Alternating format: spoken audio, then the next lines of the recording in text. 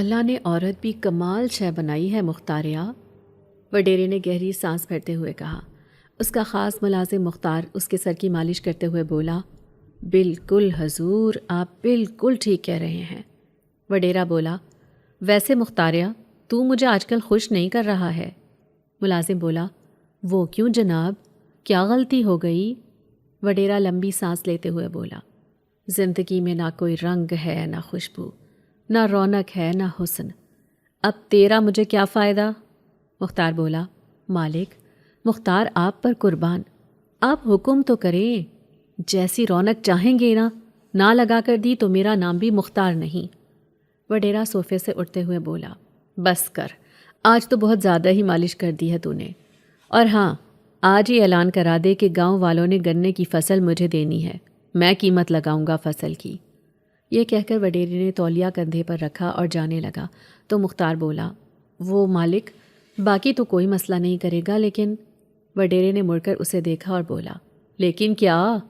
مختار نے کہا، مالک آج کل امانت کی بیوہ بہت واویلا کر رہی ہے، گاؤں میں ہر کسی سے کہتی پھر رہی ہے کہ زمین ہماری، فصل ہماری، تو ہم وڈیرے کو فصل کیوں بیچیں؟ ہم خود شہر لے جا کر کیوں نہ بیچیں اور اپنی مرضی کا منافع کمائیں؟ وڈیرا حیرت سے آنکھیں پھاڑے مختار کی طرف دیکھ رہا تھا، بولا، اچھا، کمال ہے، اس گاؤں کے مرد مر گئے ہیں کہ اب ایک عورت ہمارے سامنے کھڑی ہوگی؟ اس کے بعد وڈیرا کہکہا لگا کر ہنسا اور بولا، میں نے کہا تھا نا مختاریہ، اللہ نے عورت بھی کمال شے بنائی ہے۔ دیکھ مختار، تو اس معاملے کو خود سنبھال لے، کیونکہ میں نے آج شہر ضروری کام سے جانا ہے اور میرے آنے تک تیرے سارے مسئلے حل ہو جانے چاہیے۔ یہ سن کر مختار نے ادب سے جھکتے ہوئے کہا، جو حکم مالک، میں نوکر، میں خادم۔ وڈیرا مسکراتے ہوئے اپنے کمرے کی طرف چل پڑا اور بولا، مختار، کام بھی کر لیا کر، صرف خوشامد ہی کرتا رہتا ہے۔ یہ سن کر مختار نے برا سا منہ بنایا اور ڈرائنگ روم سے باہر نکل آیا۔ بہت چلاک آدمی ہے، جس طرح خوش کر لو، مگر مجال ہے جو خوش ہو جائے۔ مختار منہ ہی منہ میں بڑبڑاتے ہوئے ڈرائنگ روم سے باہر آ رہا تھا کہ باہر آتے ہی حویلی کے خانسامہ سے ٹکرا گیا۔ خانسامہ بولا، اوے مختار، ہمیشہ خیالوں میں ہی کھویا رہتا ہے، کوئی کام بھی کر لیا کر۔ مختار جھنجھلا کر بولا، او چاچا، پوری حویلی میں ہر کسی کو میں ہی نکما اور خوش آمدید نظر آتا ہوں۔ خانسامہ ہنستے ہوئے بولا، لگتا ہے مالک نے پھر کوئی سچ بول دیا ہے۔ یہ کہہ کر خانسامہ اندر چلا گیا اور مختار پیر پٹکتے ہوئے باہر کی طرف چل پڑا۔ ابھی حویلی سے باہر نکلا ہی تھا کہ وڈیرے کے بڑے بیٹے کی جیپ آ کر رکی۔ وہ جیپ سے اترا، اسے اترتا دیکھ کر مختار الرٹ ہو کر کھڑا ہو گیا۔ پہلے اس نے وڈیرے کے بڑے بیٹے کو جھک کر سلام کیا، پھر بولا، چھوٹے صاحب، آپ حویلی میں نہیں ہوتے ہیں تو خالی حویلی سائیں سائیں بجتی رہتی ہے۔ وڈیرے کا بیٹا بولا، ارے چاچا، بابا سائیں کو تو تم جانتے ہو، ہر وقت پابندیاں لگا کر رکھتے ہیں، یہاں نہ جاؤ، وہاں نہ جاؤ، یہ نہ کرو، وہ نہ کرو، اس لیے دوستوں کے ساتھ ہی موج مستی میں اچھا وقت گزر جاتا ہے، تو بابا سائیں کی باتیں کیوں سنوں؟ یہ کہہ کر وڈیرے کا بیٹا حویلی کے اندر چل پڑا۔ پیچھے سے مختار بولا، موج مستی، جیسا باپ ویسا بیٹا۔ یہ کہہ کر مختار بھی وہاں سے چل پڑا۔ دیکھ رانی، جو ہے جیسا ہے چلنے دے۔ وڈیرے کے ظلم کی وجہ سے گاؤں کا کوئی آدمی اس کے سامنے آواز نہیں نکالتا ہے۔ اپنی زمین، اپنا گھر چھوڑ کر جائیں بھی تو کہاں جائیں؟ اور ایک بار کوشش کی تو تھی تیرے خالو نے کہ اسی وڈیرے کو زمین بیچ دیتے ہیں اور شہر چلے جاتے ہیں، لیکن غضب خدا کا، کمبخت اتنے کم پیسے دے رہا تھا کہ تیرے خالو مایوس لوٹ آئے، کہنے لگے اس سے تو بہتر ہے میں مفت میں اپنی زمین وڈیرے کو دے دوں۔ خبیث وڈیرے نے نہ خود جائز پیسوں پر زمین خریدی، نہ کسی اور کو لینے دی۔ میں نے چائے پیتے ہوئے کہا، خالہ، کب تک ایسا چلے گا؟ گنے کی فصل تیار کھڑی ہے، بے شرم وڈیرا زبردستی سستے داموں سب کی فصل خریدے گا اور اسے شہر لے جا کر مہنگے داموں فروخت کرے گا، تو ہم اپنی فصل خود کیوں نہ شہر لے جا کر بیچیں؟ خالہ سبزی بناتے ہوئے بولی، او پتر، دریا میں رہ کر مگر مچھ کے ساتھ بیر نہیں پالتے، تیرے 2 معصوم بچے ہیں، اوپر سے بیوہ، ماں تیری مر چکی ہے، باپ بوڑھا ہے، تو کہاں ان بدماشوں کے منہ لگ رہی ہے؟ میں نے کہا، لیکن خالہ بولی، لیکن ویکن کچھ نہیں ہے، بس اب اور بحث نہ کر میرے ساتھ۔ میں نے بھی چائے کا پیالہ چارپائی پر رکھا اور بولی، سن خالہ، بیوہ ہوں، معصوم بچے ہیں، اسی لیے مجھے ان کے مستقبل کی فکر ہے۔ میں اپنے گنے کی فصل وڈیرے کو نہیں بیچوں گی، سن لے۔ یہ کہہ کر میں چل پڑی۔ پیچھے سے خالہ چلائی، رانی بات تو سن، کہاں جا رہی ہے؟ کیوں اپنی جان کی دشمن بنی ہوئی ہے؟ میں خالہ کے گھر سے نکلی۔ خالہ سے تو بات کرنا ہی بیکار ہے، کسی کو تو پہل کرنا ہوگی یا نہیں؟ محنت ہم کریں، پیسے ہم لگائیں اور منافع وڈیرا لے جائے۔ میں منہ ہی منہ میں بڑبڑاتی اپنے گھر کی طرف چلی جا رہی تھی۔ ابھی تھوڑی دور ہی گئی تھی کہ میرے سامنے چاچا مختار نے اپنی موٹر سائیکل کو بریک لگائی۔ میں نے کہا، دفعہ دور چاچے مختار، مجھے تو تجھ سے اتنی نفرت ہے کہ پورے گاؤں میں کسی سے نہیں ہوگی۔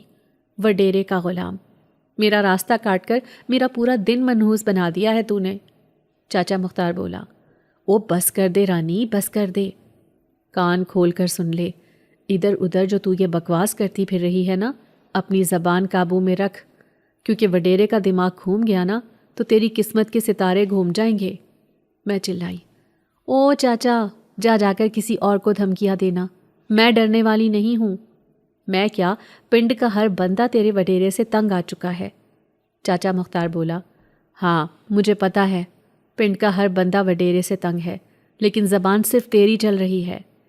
یہ کہہ کر چاچا مختار نے بائک سٹارٹ کی اور بولا، دیکھ رانی، تو باز نہ آئی نا تو میں دینو چاچا سے بات کروں گا۔ یہ کہہ کر وہ چلا گیا۔ میں نے بھی جواب دیا، ہاں جا کر لے بات، یہ شوق بھی پورا کر لے۔ میرا نام رانی ہے، میرے 6 سال کے 2 جڑواں بیٹے ہیں۔ سال پہلے میرے شوہر کا ایک کار حادثے میں انتقال ہو گیا۔ میں دکھوں کی ماری 2 بچوں کے ساتھ اکیلی رہ گئی۔ سسرال والوں نے تو بیٹے کے دنیا سے جانے کے بعد ہی منہ پھیر لیا تھا۔ کیا کرتی، بچوں کو لے کر باپ کی دہلیز پر آ گئی۔ ابا کی 2 ایکڑ زمین ہے، اسی پر فصل بوتے ہیں۔ فصل کی بوائی کے لیے میں بھی خود محنت کرتی ہوں۔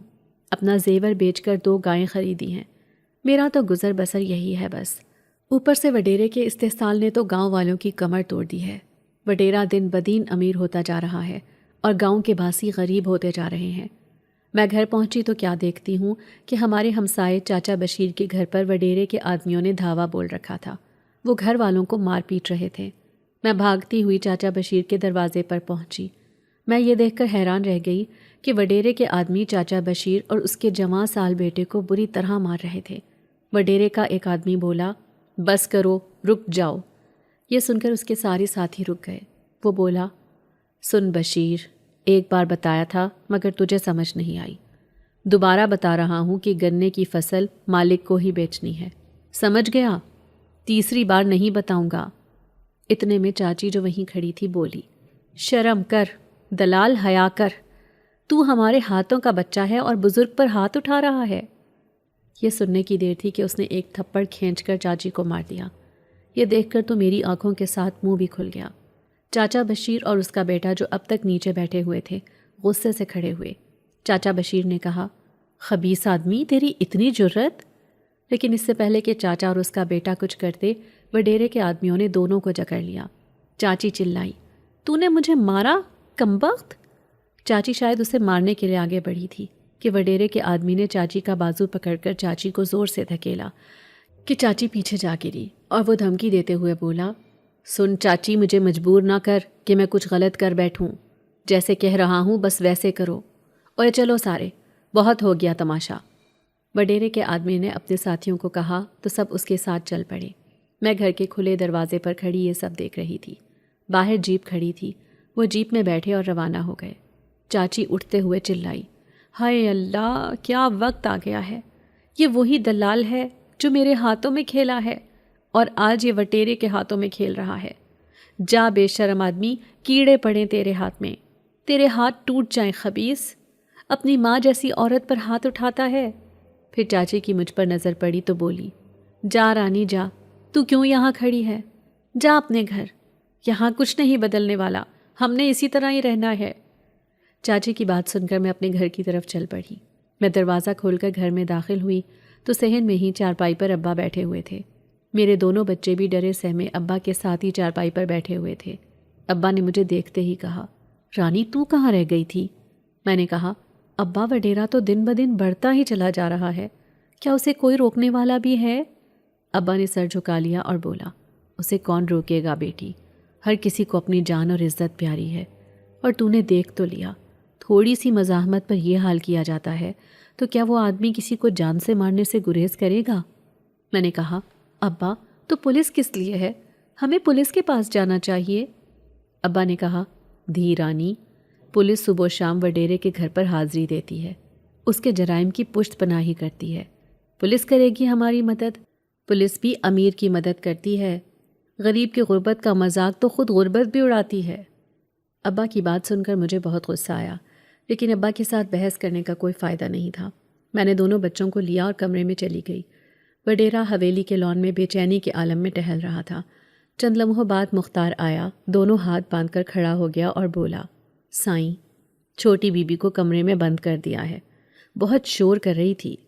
وڈیرا بولا، میری بات کان کھول کر سن مختار، میں اس لڑکی کو بہت مشکل سے لے کر آیا ہوں، پورے 10 لاکھ دے کر میں نے اسے خریدا ہے، لیکن مجھے ڈر ہے کہ یہ یہاں سے بھاگ نہ جائے، اسی لیے بڑی بیگم صاحبہ سے کہہ کہ جا کر اسے سمجھائے۔ اتنے میں وڈیرے کا بیٹا آیا اور بولا، بابا سائیں، یہ ٹھیک نہیں ہے۔ وڈیرے نے حیرت سے بیٹے کی طرف دیکھا اور بولا، پتر، کیا ٹھیک نہیں ہے؟ وڈیرے کا بیٹا بڑی خود اعتمادی سے بولا، بابا سائیں، آپ خود تو کریں عیاشی اور میں کروں شادی؟ وڈیرا غصے میں بولا، اوے بکواس نہ کر، بیوی ہے میری، شادی کر کے لایا ہوں، چل اپنا کام کر۔ یہ سن کر وڈیرے کا بیٹا برا منہ بنا کر چلا گیا۔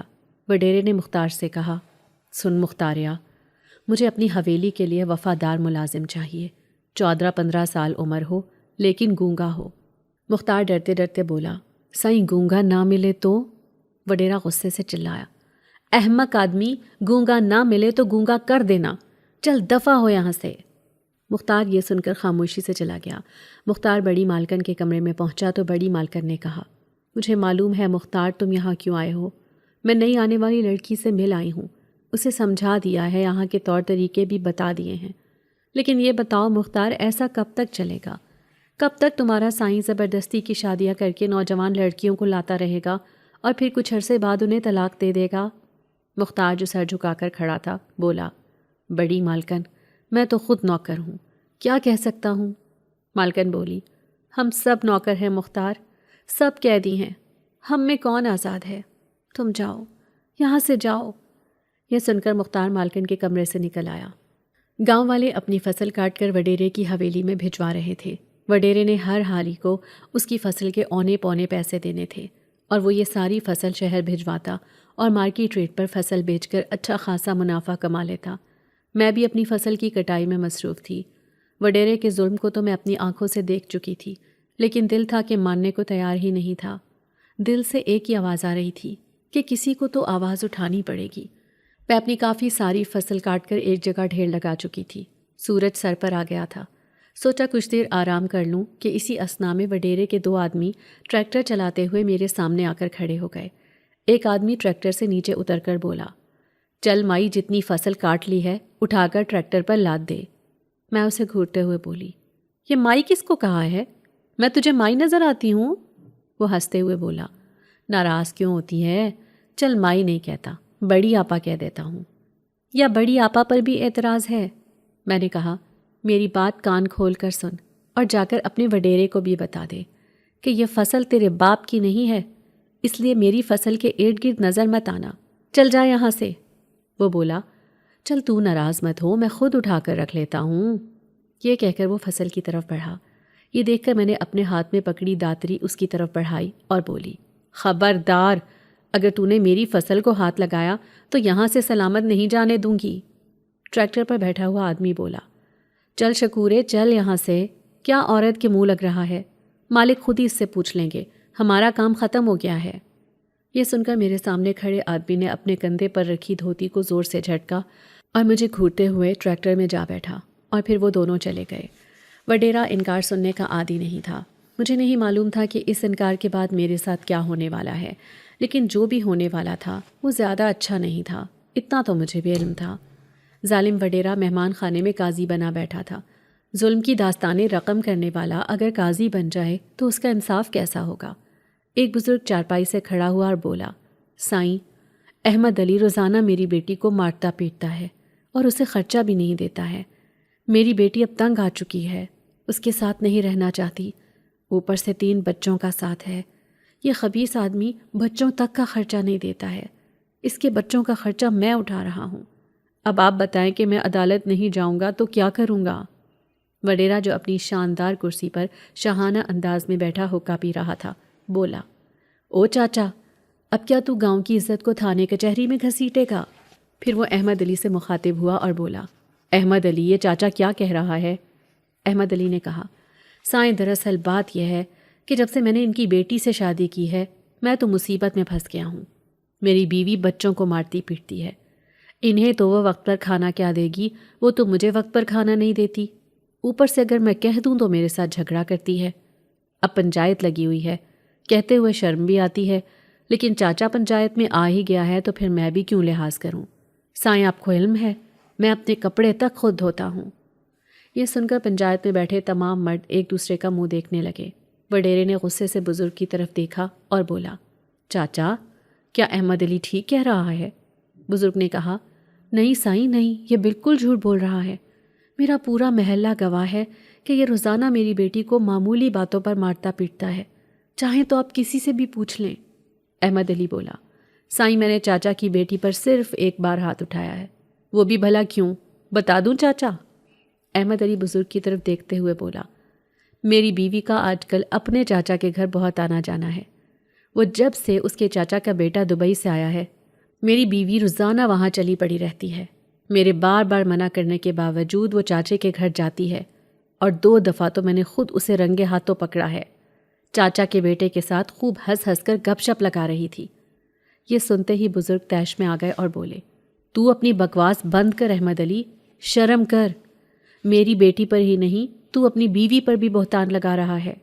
وڈیرا چلایا، او بس کر چاچا، بس بہت ہو گیا، 2 تھپڑ تو میں بھی اپنی گھر والی کو مار دیتا ہوں، لیکن وہ تو اپنا سامان باندھ کر میں کہ نہیں چل پڑتی۔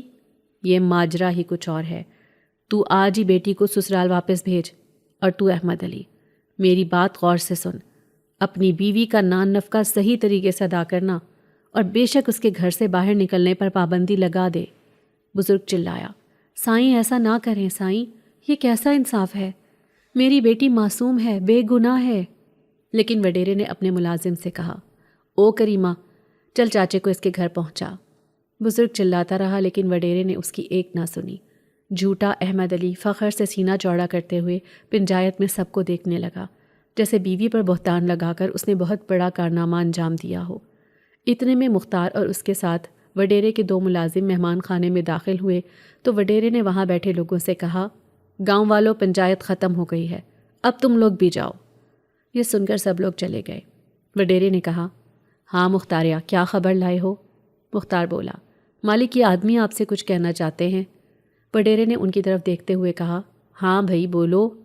دونوں ملازم میں سے ایک بولا، سائیں، دینو چاچا کی بیٹی رانی نے اپنی گنے کی فصل دینے سے انکار کر دیا ہے۔ وڈیرے نے حقہ پیتے ہوئے نہایت اطمینان سے جواب دیا، آہا، شرم آتی ہے مجھے تم لوگوں کو مرد کہتے ہوئے۔ ایک معمولی عورت نے تم لوگوں کو 4 باتیں سنائی اور تم منہ لٹکائے میرے سامنے آ کھڑے ہوئے۔ اب تم لوگ یہ چاہتے ہو کہ میں جاؤں اور اس عورت کے منہ لگوں؟ سارے حقے کا مزہ کرکرا کر دیا نالائکوں نے۔ دیکھ مختار، میری بات غور سے سن۔ مختار ہاتھ باندھے ادب سے بولا، جی مالک، حکم کریں۔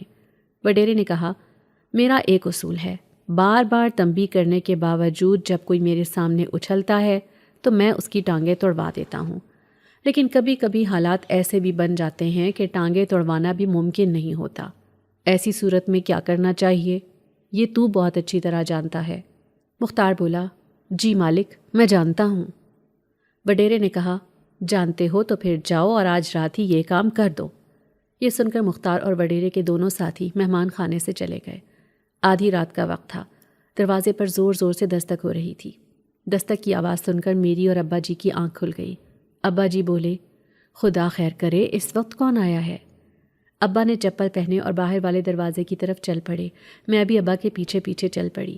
ابا نے دروازہ کھولا تو سامنے خالو اور گاؤں کے چند اور لوگ کھڑے تھے۔ خالو بہت بوکھلائے ہوئے تھے۔ ابا نے کہا، کیا بات ہے عزیر، تم رات کے اس وقت؟ خیریت تو ہے؟ خالو بولے، خیریت نہیں ہے دینو بھائی، تیرے گنے کی کھڑی فصل کو کسی نے آگ لگا دی ہے۔ یہ سنتے ہی ابا جی سر پر ہاتھ رکھ کر وہیں زمین پر بیٹھ گئے اور بولے، یہ تو کیا کہہ رہا ہے عزیر؟ میرا منہ کھلے کا کھلا رہ گیا۔ خالو نے کہا، بھائی یہ بیٹھنے کا وقت نہیں ہے، چلو ہمارے ساتھ، گاؤں کے کچھ لوگ آگ بجھانے میں مصروف ہیں، جلدی چلو۔ ابا جی ان کے ساتھ زمینوں کی طرف چلے گئے۔ میں قریب رکھی چارپائی پر بیٹھ گئی۔ ظالم وڈیرے نے میری کھڑی فصل کو ہی آگ لگوا دی، صرف اس لیے کہ میں نے اپنی فصل اسے نہیں بیچی۔ ابا اور خالو اور گاؤں کے لوگ جب زمینوں میں پہنچے تو وہاں کچھ لوگ آگ بجھانے کی کوشش تو کر رہے تھے، لیکن یہ کوشش بے فائدہ تھی۔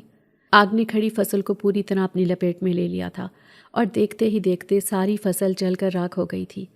تقریباً 2 گھنٹے کے بعد ابا گھر واپس آئے اور لڑکھڑاتے قدموں کے ساتھ اپنے کمرے میں چلے گئے۔ خالو نے کہا، رانی اپنے ابا کا خیال رکھ، صدمے کے مارے ان کا برا حال ہے۔ اس کے بعد خالو نے میرے سر پر ہاتھ رکھا اور چلے گئے۔ صبح سویرے ہی میں کھیتوں میں چلی گئی۔ تیار فصل کو راکھ میں تبدیل ہوتا دیکھ کر کس کی طبیعت خراب نہیں ہوگی؟ ہماری فصل جل کر راکھ ہو چکی تھی۔ ہم تو 2 وقت کی روٹی کو ترس جائیں گے۔ یا اللہ، یہ کیسا ظلم ہے؟ کیا یہ ظلم کبھی ختم ہوگا؟ لگتا تھا میرا دل بند ہو جائے گا۔ میں نے اپنے آنسو صاف کیے اور حویلی کی طرف چل پڑی۔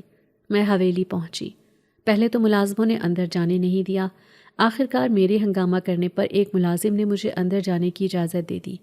میں سیدھی حویلی کے اندر چلی گئی۔ اندر پہنچی تو وڈیرا اور بڑی مالکن صوفے پر بیٹھے ہوئے تھے۔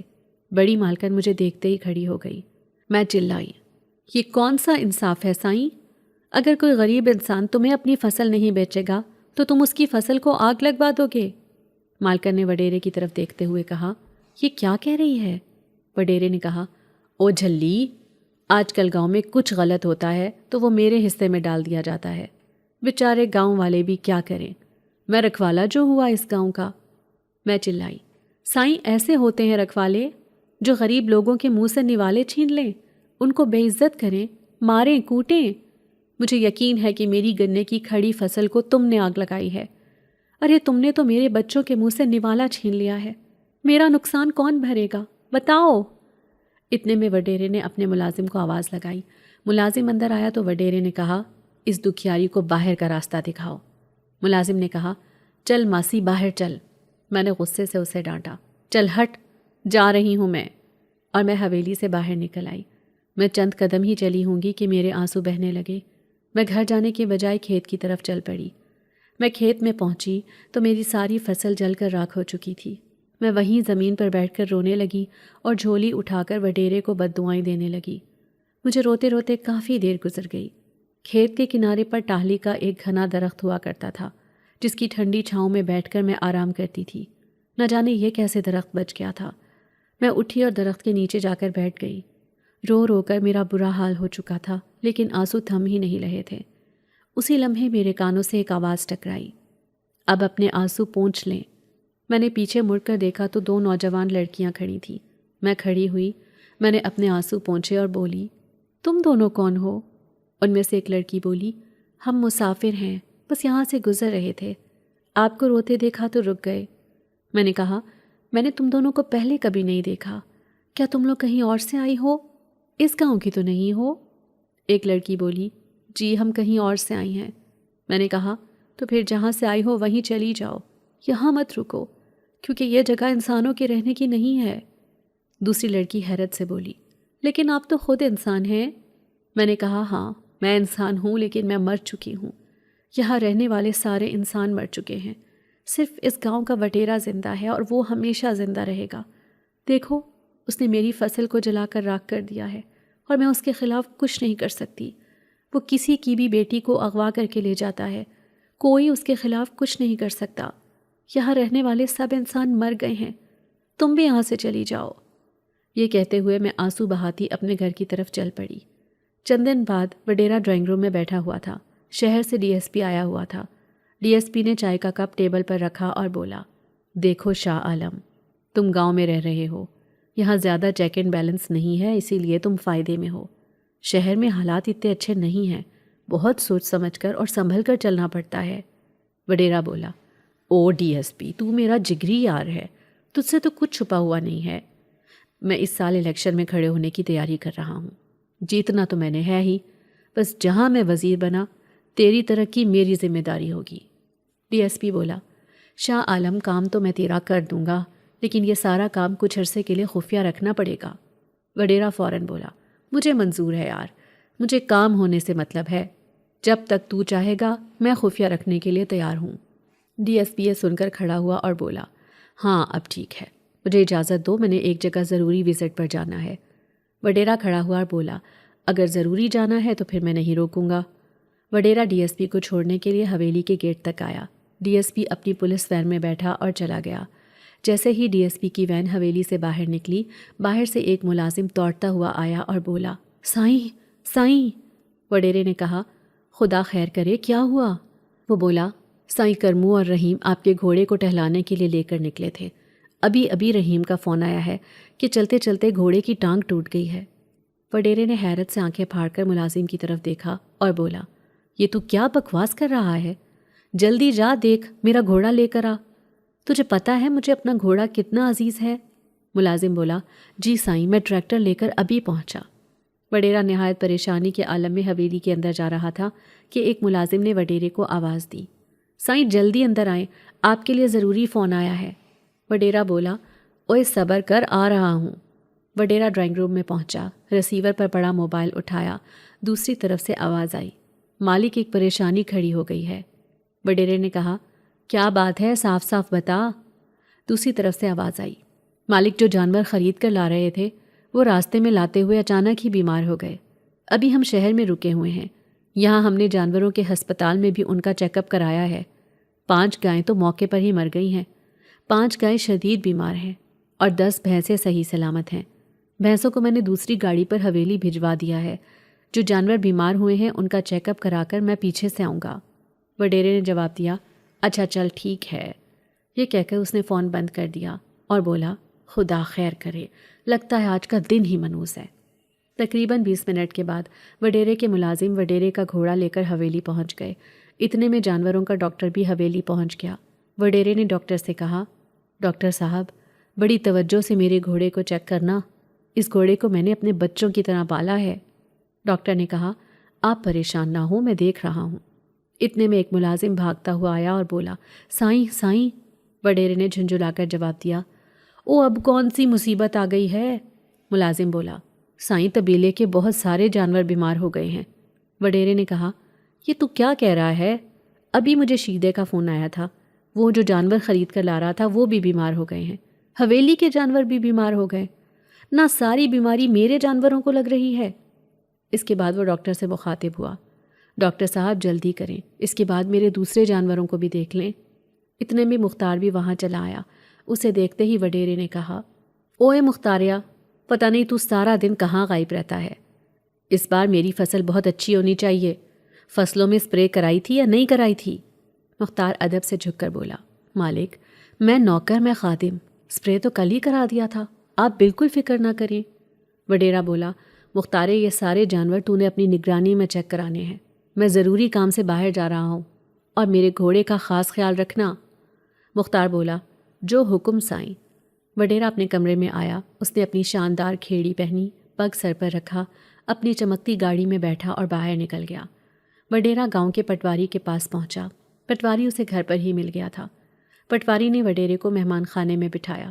وڈیرے نے بڑے روب سے پٹواری کو کہا، اشفاق، میں کب سے تیرا انتظار کر رہا ہوں کہ تو خود حویلی آ کر مجھے خوشخبری سنائے گا، لیکن دیکھ انتظار کرتے کرتے مجھے خود آنا پڑا۔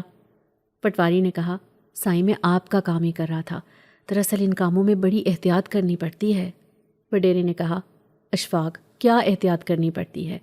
سرکار کی زمین ہے، بیکار پڑی ہے، ہم نے تو اس پر محنت کر کے ہی کھانا ہے نا، بلکہ ہماری محنت کے بعد وہی زمین سونا بن جائے گی۔ پٹواری بولا، آپ کی بات بالکل بجا ہے، لیکن سرکار کے بھی اپنے اصول ہیں، سرکار اسے زمین پر قبضہ کہتی ہے۔ وڈیرے نے کہا، او بڑے دیکھے ہیں ہم نے سرکار کے اصول، یہاں ہم خود ہی سرکار ہیں، تو فائنل بات کر، میں تیری اتنی خاطر کروں گا کہ تو خوش ہو جائے گا۔ پٹواری یہ سن کر بہت خوش ہوا۔ اس نے الماری سے ایک فائل نکالی اور زمین کے متعلق وڈیرے کو سمجھانے لگ گیا۔ تھوڑی دیر بعد وڈیرے نے کہا، واہ اشفاق واہ، تو نے تو مجھے خوش کر دیا ہے، تو فکر نہ کر، کل صبح مختار تیرے پیسے تجھے یہیں گھر پہنچا دے گا۔ پٹواری نے وڈیرے کے ہاتھ چوم کر اسے دعا دی تو وڈیرا بولا، ویسے پٹواری، میں ذاتی طور پر خوشامد پسند نہیں کرتا۔ یہ سن کر پٹواری نے وڈیرے کا ہاتھ چھوڑ دیا اور برا سا منہ بنا لیا۔ وڈیرا کھڑے ہوتے ہوئے بولا، چل اشفاق، اب مجھے اجازت دے۔ لیکن پٹواری بولا، نہ سائیں، یہ نہیں ہو سکتا کہ آپ چائے کے بغیر چلے جائیں۔ وڈیرا منع کرتا رہا لیکن پٹواری نے چائے منگوا لی۔ چائے پیتے پیتے شام کافی گہری ہو گئی۔ وڈیرے نے کہا، اشفاق اب مجھے اجازت دے، تو نے بہت دیر کرا دی ہے، اندھیرا بھی بڑھ رہا ہے۔ وڈیرا اپنی گاڑی میں بیٹھا اور حویلی کی طرف روانہ ہو گیا۔ ابھی آدھے رستے ہی گیا تھا کہ وڈیرے کی گاڑی خراب ہو گئی۔ اس نے بہت کوشش کی مگر گاڑی سٹارٹ نہیں ہوئی۔ وہ بولا، اف، یہ کیا مصیبت ہے، آج کا دن ہی بہت بھاری تھا۔ یہ کہہ کر وڈیرے نے جیب سے موبائل فون نکالا۔ فون ملانے لگا تو سگنل نہیں تھے۔ وہ شدید پریشانی میں بولا، اوئے ہوئے، یہ سگنل کو کیا ہو گیا ہے؟ یہاں تو ہر وقت سگنل ہوتے ہیں۔ تھوڑی دیر گزر گئی۔ وڈیرا سوچ ہی رہا تھا کہ کیا کرے، کیونکہ رات گہری ہو چکی تھی۔ حویلی بھی ابھی دور تھی۔ گاؤں کے لوگ تو مغرب ہوتے ہی گھروں کو چلے جاتے ہیں، اسی لیے آس پاس کوئی نہیں تھا۔ اچانک گاڑی کے سامنے ایک زرد رنگ کی روشنی پھیلی اور وہ روشنی دیکھتے ہی دیکھتے ڈھیروں چمگادڑوں میں تبدیل ہو گئی۔ یہ دیکھتے ہی وڈیرا جلدی جلدی گاڑی کے شیشے بند کرنے لگا۔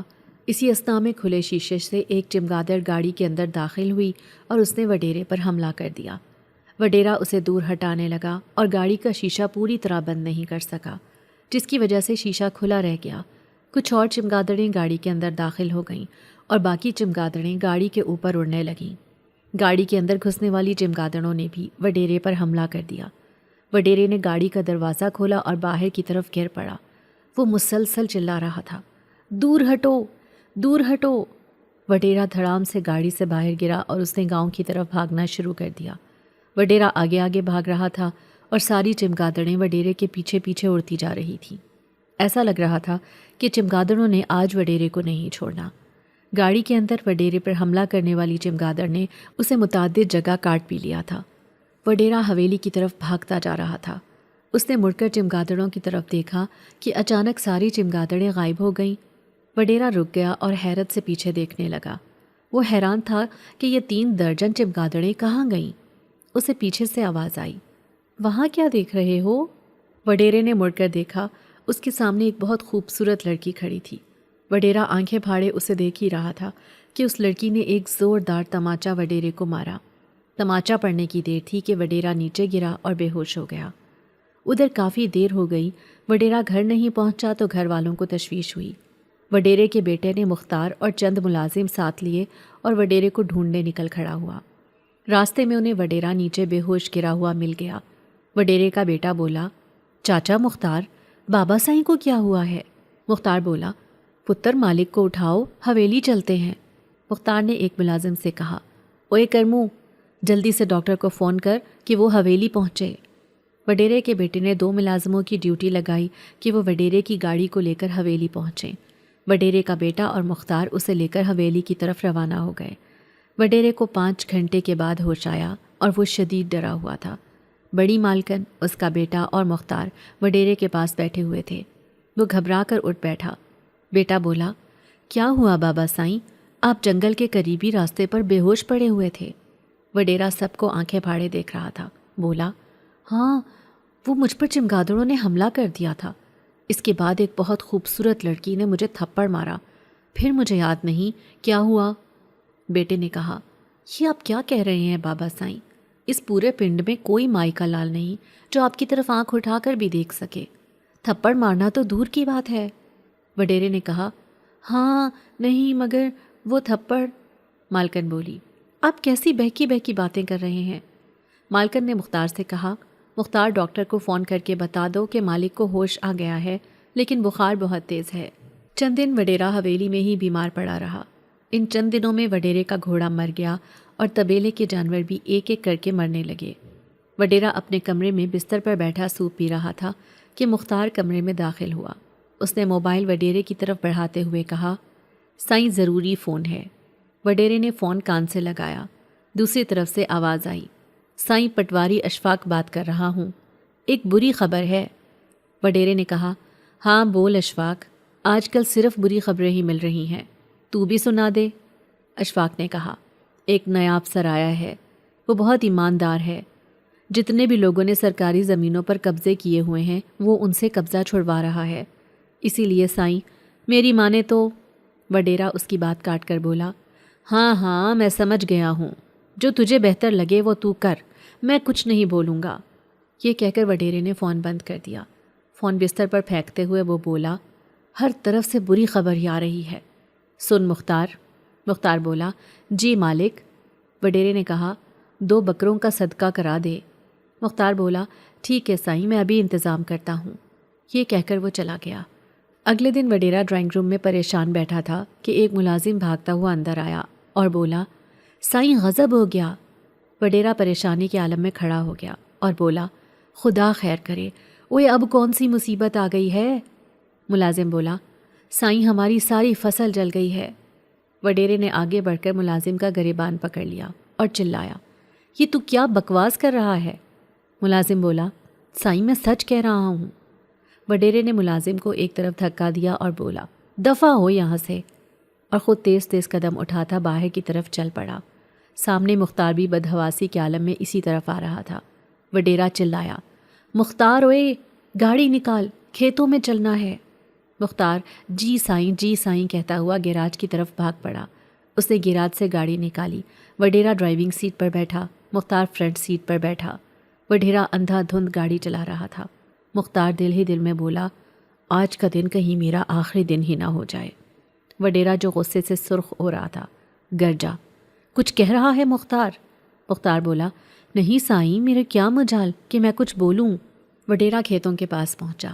ساری فصل تباہ ہو چکی تھی، نہ صرف گنے بلکہ کپاس کی بھی ساری فصل سڑ چکی تھی۔ ایسا لگ رہا تھا جیسے فصل پر زہریلا سپرے کیا گیا ہے۔ تمام پودے گل کر نیچے پڑے ہوئے تھے۔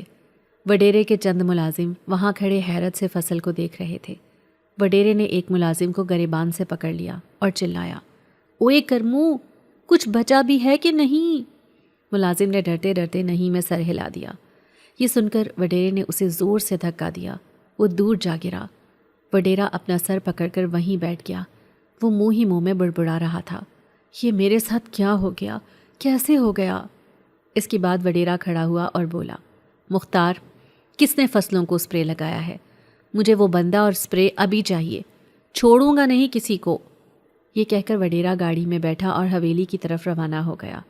حویلی کے بالکل سامنے سڑک کی دوسری طرف برگد کا ایک بہت پرانا درخت تھا۔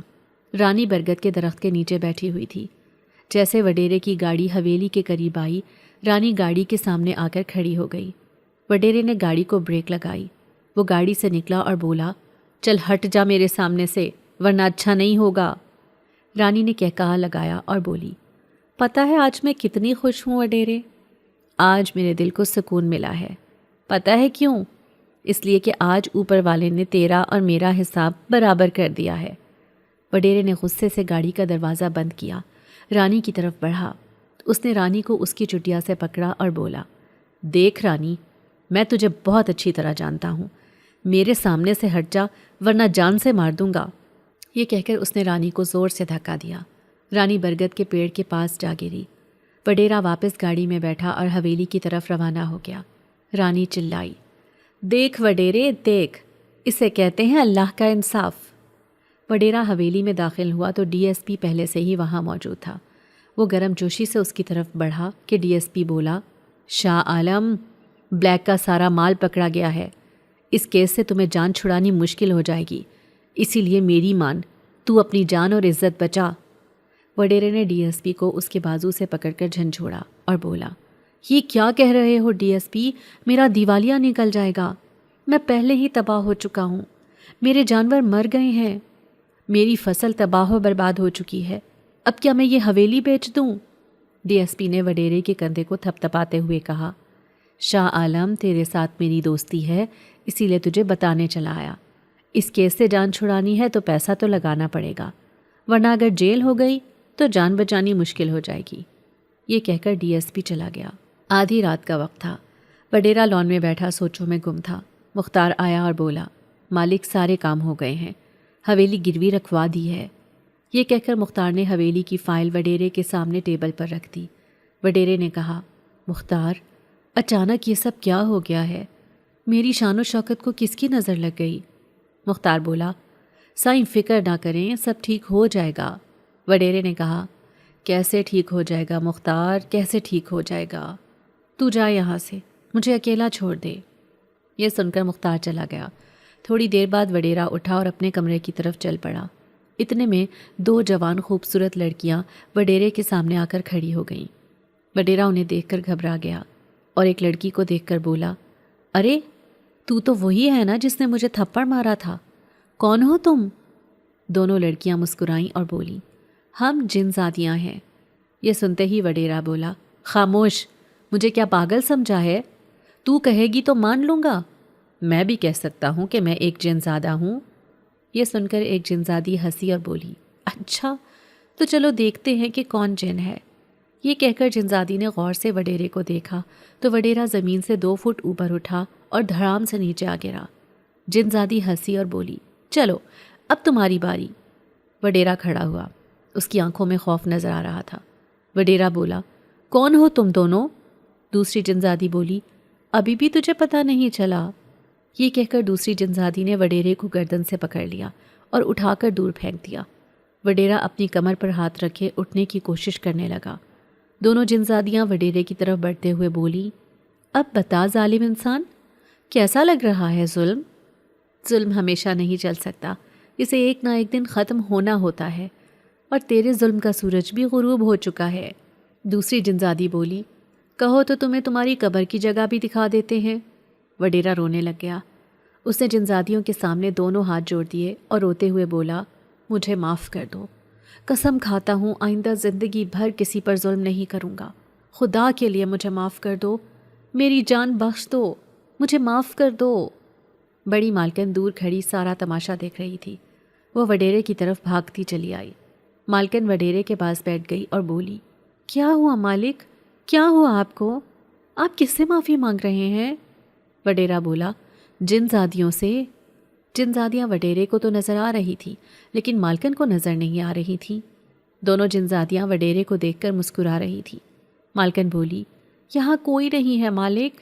وڈیرا بولا، مجھے اندر لے چلو ورنہ یہ مجھے مار دیں گی۔ مالکن وڈیرے کو اندر لے آئی۔ وڈیرا مڑ مڑ کر دونوں جن زادیوں کی طرف دیکھ رہا تھا۔ وڈیرے کے اندر چلے جانے کے بعد جن زادیاں غائب ہو گئیں۔ اگلے دن مالکن وڈیرے کے کمرے میں آئی۔ وڈیرے کی طبیعت بہت خراب تھی۔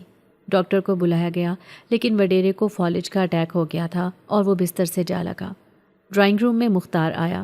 بڑی مالکن بیٹھی ہوئی تھی۔ مختار بولا، مالکن، زمینوں پر جو مزدور لگائے تھے وہ اپنی مزدوری کا مطالبہ کر رہے ہیں۔ کچھ ملازم تو حویلی کی حالت دیکھ کر کام چھوڑ کر چلے گئے ہیں۔